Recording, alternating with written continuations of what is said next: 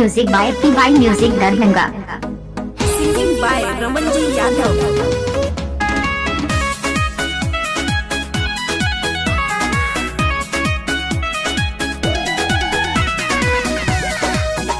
Music by PY music Darbhanga.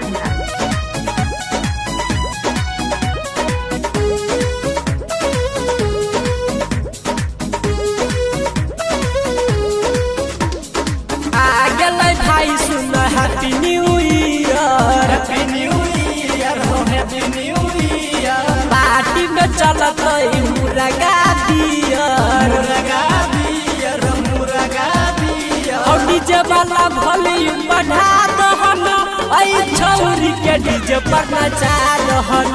कनिसिया वाला गाना बजा दहन, आई छौरी के डीजे पर नचा दहन।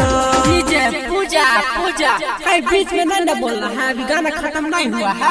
चलो हम डीजे वाला वॉल्यूम बढ़ा दहन, आई छौरी के डीजे पर नचा दहन।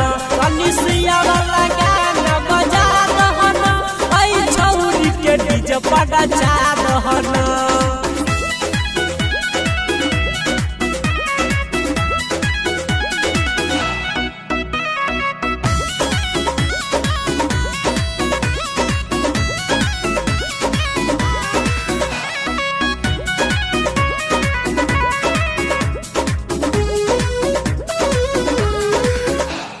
लेजर लाइट बाहर द जवानी एकर झायर द कहा गेलै न्यू ईयर। चलते खाली मुर्गा बियर, गाल बड़ा कमाल लागे देखे में बवाल लागे। ओहन बते आज राती चलते खाली सुन पार्टी। लेजर लाइट बाहर द जवानी एकर झायर द ओहन बते आज राती चलते खाली सुन पार्टी।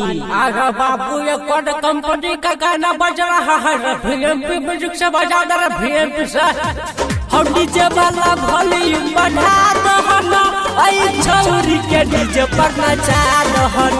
कनिसिया वाला गाना बजा दहन, आई छौरी के डीजे पर नचा दहन।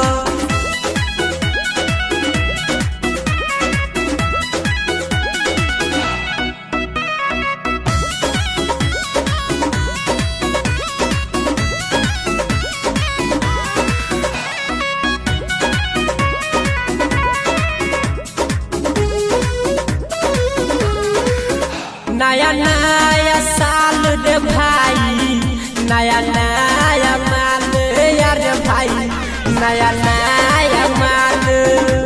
अमन करे छुवता रही, अमन करे छुवता रही। एक और गाल यार भाई, एक और गाल। डीजे कंचन राज तुमको कितना बार बोलना है, गाना नहीं खत्म हुआ, नहीं खत्म हुआ, समझ में नहीं करता है। और डीजे वाला वॉल्यूम बढ़ा दहन, आई छौरी के डीजे पर नचा दहन। गनी रमन जी के गाना बजा दहन, आई छौरी के डीजे पर नचा दहन।